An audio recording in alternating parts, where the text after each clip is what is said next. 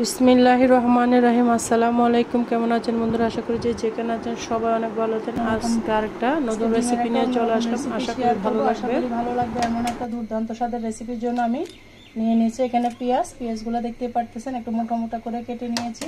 তারপর নিয়ে নিয়েছি দুটা ডিম। এই দুটা ডিম দিয়ে কিন্তু আপনার পরিবারের সবাই কিন্তু তৃপ্তি করে ভাত খেতে পারবে, এমন একটা রেসিপি আপনাদের সাথে শেয়ার করব। আশা করি অনেক অনেক ভালো লাগবে। ভালো লাগলে লাইক কমেন্ট করতে শেয়ার করতে অবশ্যই ভুলবেন না বন্ধুরা। আর এভাবে রেসিপি করে আপনারা কখনো খেয়েছেন কিনা অবশ্যই কমেন্টসে বলে যাবেন। দুটা ডিম আমি ভেঙে নিয়েছি, দিয়ে দিচ্ছি লাল মরিচের গুঁড়া,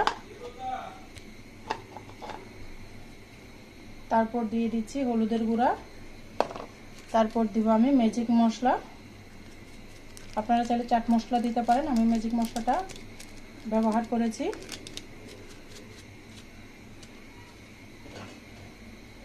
তারপর দিব স্বাদ মতো লবণ,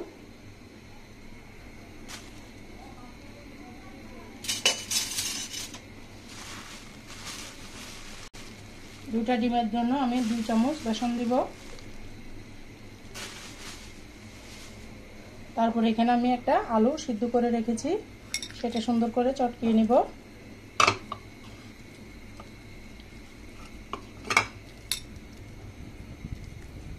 একদম ভালো করে মিহি করে চটকাইতে হবে। আপনারা চাইলে গোটা সিদ্ধ করে গ্রেট করে নিতে পারেন, আমি এভাবে করতেছি।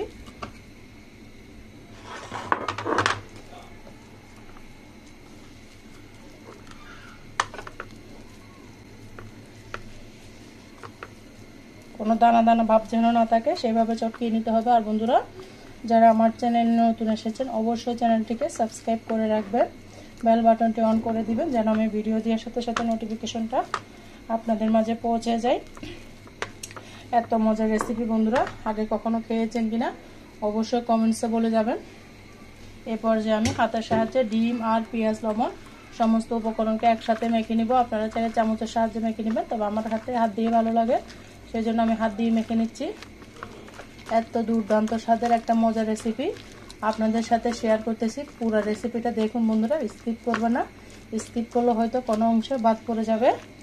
পুরো পরিবারে কিন্তু এই দুটা ডিম দিয়ে আপনারা তৃপ্তি করে ভাত খেয়ে নিতে পারবেন। এরকম একটা ইউনিক রেসিপি আপনাদের সাথে শেয়ার করতেছি।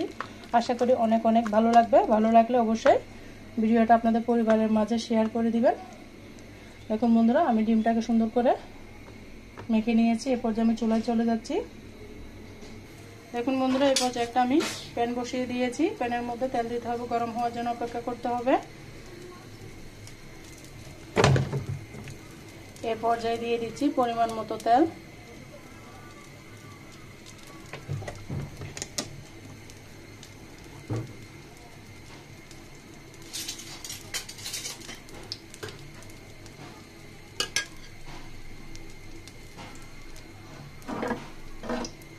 চুলার আগুনটা কমিয়ে দিয়েছি, তেলটা গরম হয়ে গেছে বন্ধুরা।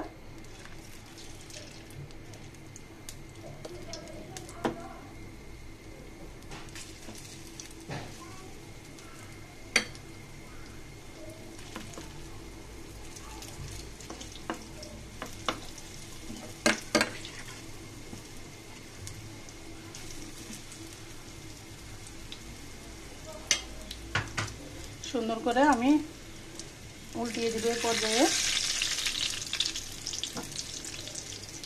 দেখতেই পারতেছেন বন্ধুরা, খুব সুন্দর করে আপনাদেরকে দেখাচ্ছি। ভিডিওটা স্কিপ করবেন না, এখনো কিন্তু ভিডিও শেষ হয় নাই, আরও অনেক অংশ বাকি আছে। তাই বন্ধুরা আমার সাথেই থাকুন, পাশেই থাকুন, আমার চ্যানেলের সাথেই থাকুন। উল্টিয়ে দিলাম। এই পর্যায়ে বন্ধুরা আমি এগুলোকে উঠিয়ে নিব। দেখুন আমার ভাজা হয়ে গিয়েছে, একটু লাল লাল করে ভাজি করতেছি।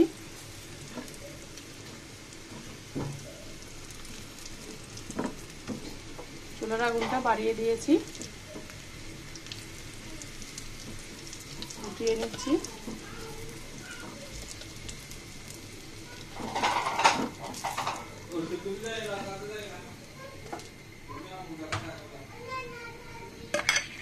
পর্যায়ে আমি আবারও দিয়ে দিচ্ছি।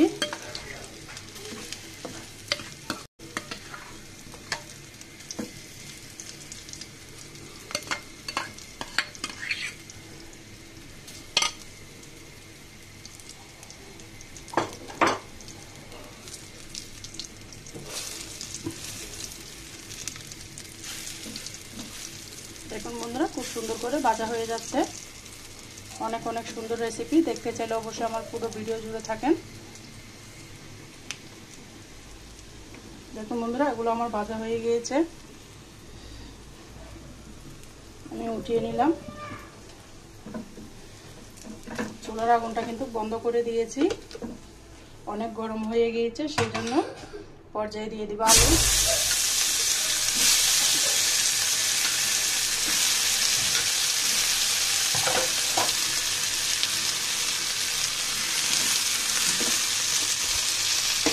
দেখুন বন্ধুরা আমার সমস্ত বড়াগুলো ভাজি হয়ে গিয়েছে।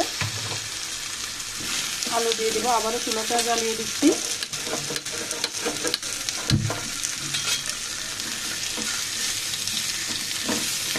সুন্দর করে আলুগুলোকেও ভেজে নিব।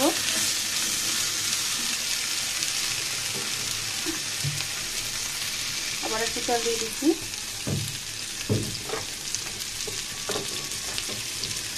অনেক অনেক মজার রেসিপি বন্ধুরা, এভাবে রান্না করলে একদম পুরো পরিবারের তৃপ্তি করে খেতে পারবেন। এরকম একটা অপূর্ব স্বাদের রেসিপি আপনাদের সাথে শেয়ার করছি। আলুগুলোকে আমি অপশন দিয়ে ভেজে নিয়ে আসতেছি। দেখুন বন্ধুরা আমার আলুটা ভাজা হয়ে গিয়েছে। এই পর্যায়ে দিয়ে দিব লাল মরিচের গুঁড়া, তারপর দিয়ে দিব হলুদের গুঁড়া, দিয়ে সুন্দর করে এই পর্যায়ে এখানে দিয়ে দিব পানি। আমি চুলাটা বন্ধ করে দিয়েছি, তেলটা গরম হয়ে গিয়েছে অনেক, সেই জন্য আগুন উঠে যাবে। বন্ধুরা এই পর্যায়ে দিয়ে দিব আমি যে ডিম মেখেছিলাম, পানি ছিল সেটা আমি দিয়ে দিয়েছি। কোনো কিছু অপচয় করা কিন্তু ভালো না, সেই জন্য আমি এখানে ধুয়ে সুন্দর করে দিয়ে দিয়েছি। আবার চুলাটাকে আমি চালিয়ে দিব।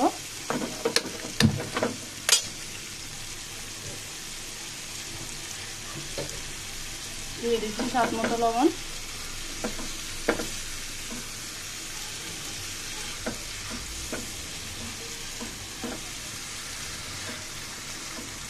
আলুগুলা কিন্তু আমার ভাজার মধ্যে সিদ্ধ হয়ে গিয়েছে বন্ধুরা, দেখতে পাচ্ছেন।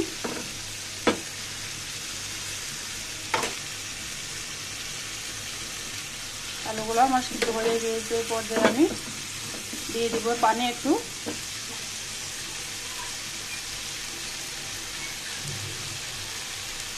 এত মজাদার রেসিপি বন্ধুরা, আগে যদি কখনো খেয়ে না থাকেন এভাবে বানিয়ে খেয়ে নেবেন, খেতে অসাধারণ লাগবে। দিয়ে দিলাম পানি।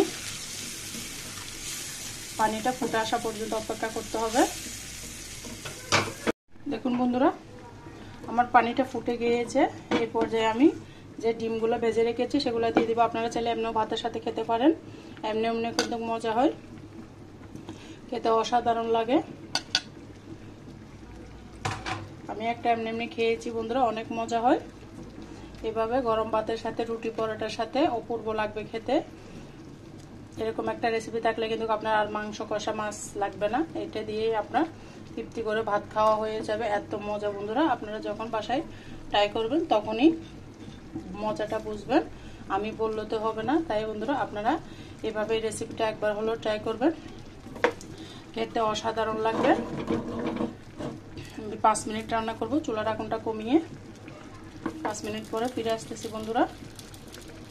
দেখুন বন্ধুরা আমার রান্নাটা একদম পারফেক্ট ভাবে হয়ে গিয়েছে। চুলাটা বন্ধ করে দিয়েছি। খেতে দুর্দান্ত, গরম ভাতের সাথে, রুটি পরোটার সাথে এমন একটা রেসিপি থাকলে আপনার আর কিচ্ছু লাগবে না বন্ধুরা। আর এভাবে অল্প ডিম থাকলে আপনারা যে কোনো একটা রেসিপি নিয়ে অন্য সবজি দিয়েও রান্না করে খেতে পারবেন, এত মজা হয়। আমি আলু দিয়ে রান্না করেছি, আলুটা সিদ্ধ হয়ে গেছে। কেমন হয়েছে আমার রেসিপিটা অবশ্যই কমেন্টসে বলে যাবেন।